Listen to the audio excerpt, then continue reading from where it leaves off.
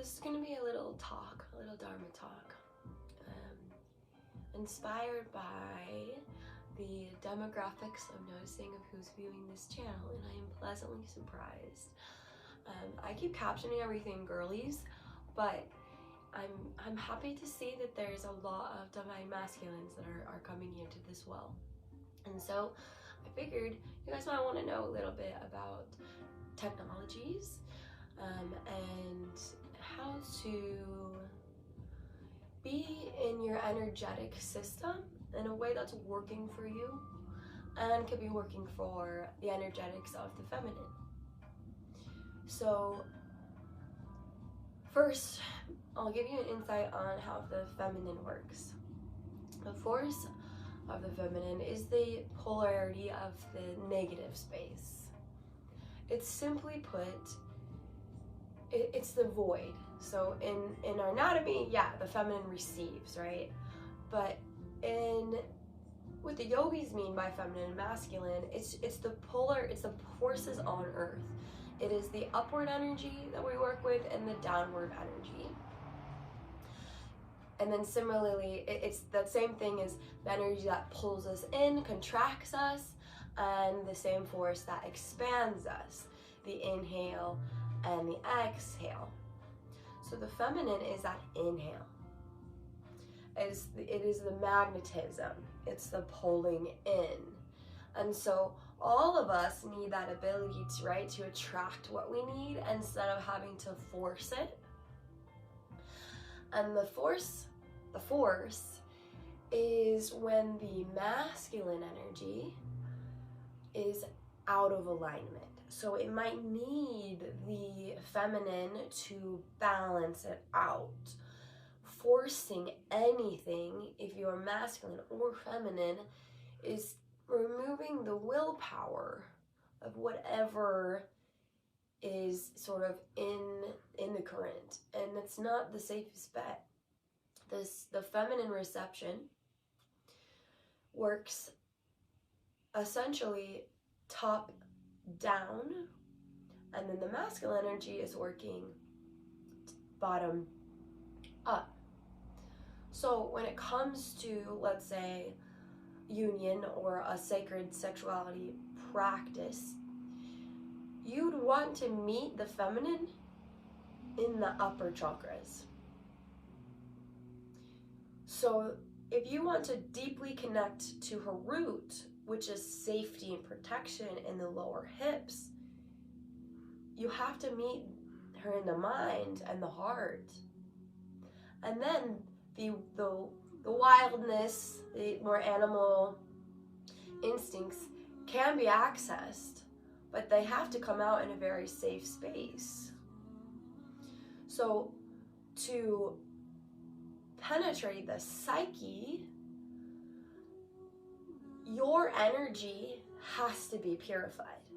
The feminine, as she receives, is actually most often the spiritual leader, because the perception naturally, the gift naturally, is the ability to pull in, right?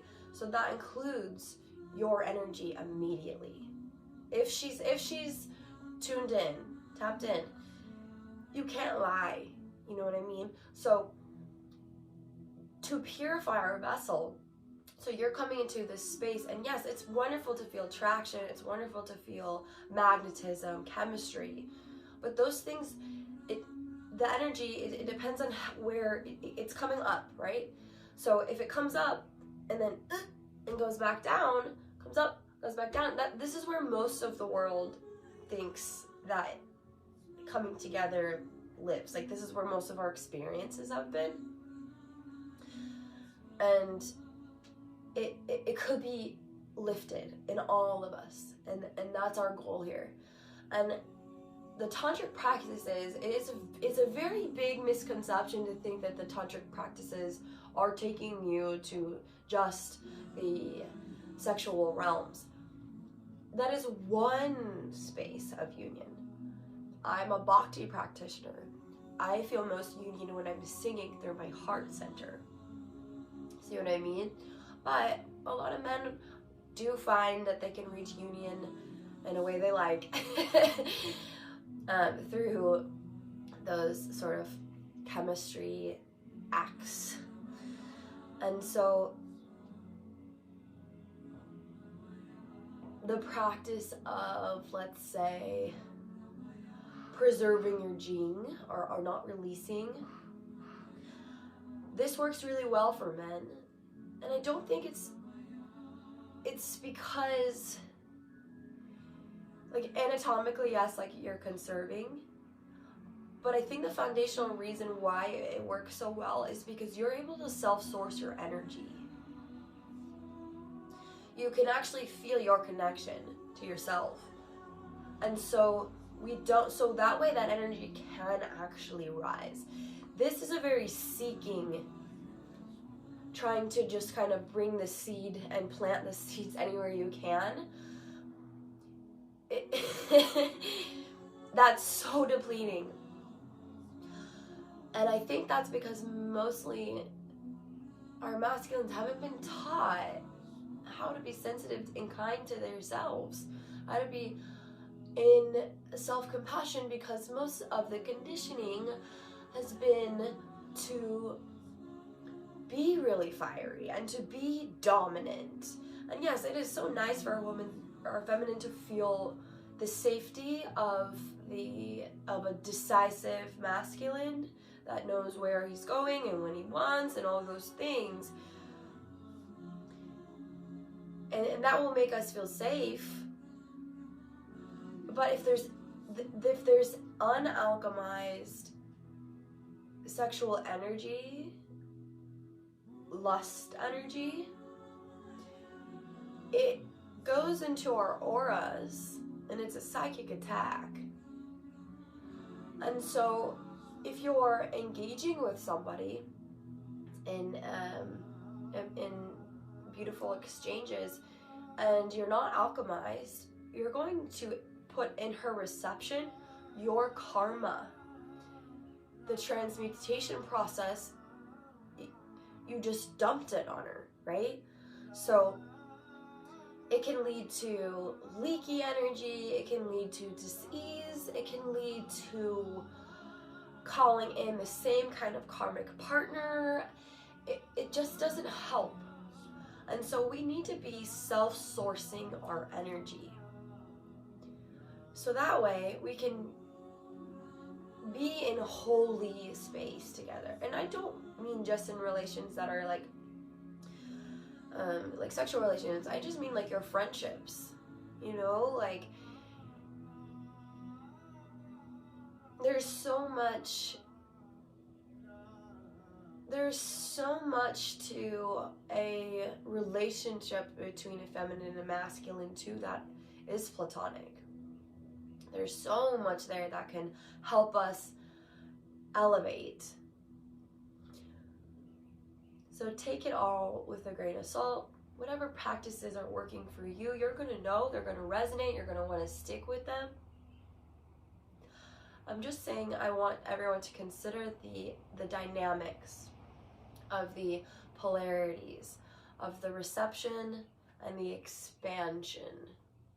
And for us all to consider that we might actually be missing out on that bliss if it's leaky and it's not coming up to the higher heart and all the way to and up and through the crown.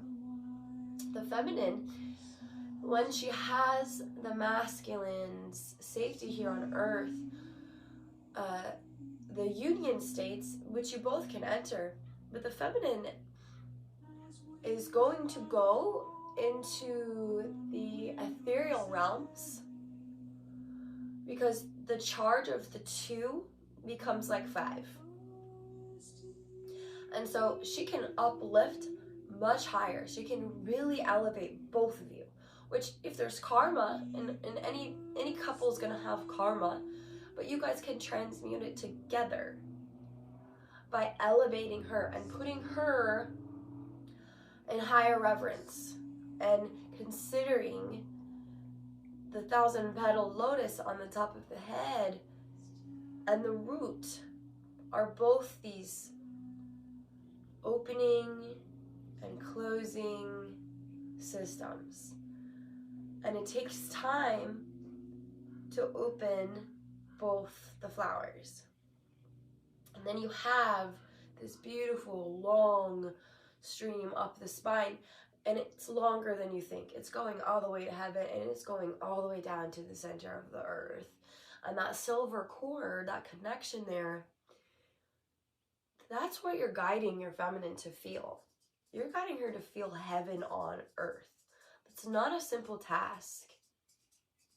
And so the purer that you can be in your vessel, the more you're taking care of your body, the more you're hydrated, the more your internal chemistry is working, then the higher the spiritual attainment can be. We don't want to bypass. We can do drugs and copulate and leave our bodies, but that's definitely going to bring up all of the karma. So if we can do our Kundalini practices, our tantric practices every single day, and we're just purifying our vessel, you don't have to do this for the intention of union or copulation. You just do it because it's for you, but a beautiful extra effect is those cosmic states that you can reach together. So that is my little 101 on energetics. If you have questions that are appropriate, let me know. And yeah, just have fun. We gotta just respect our vessels, our temples. And the best way to do that is knowing who you are, knowing your truth, and being in love with your eros, your ability to self-source your energy. And we can't do that if we are attached to many, many people. And there's many rituals on cleansing. So if you do have partners, let's say, and you want to cleanse and clear, also let me know in the comments. We can start with Sopurk, which is a 40-day mantra that you can listen to clear karma for yourself and for your partner or for your future partner. Like, there's a yoga for everything. I hope this helps. I hope this brings love and grace and something to look forward to as you keep practicing. Satnam.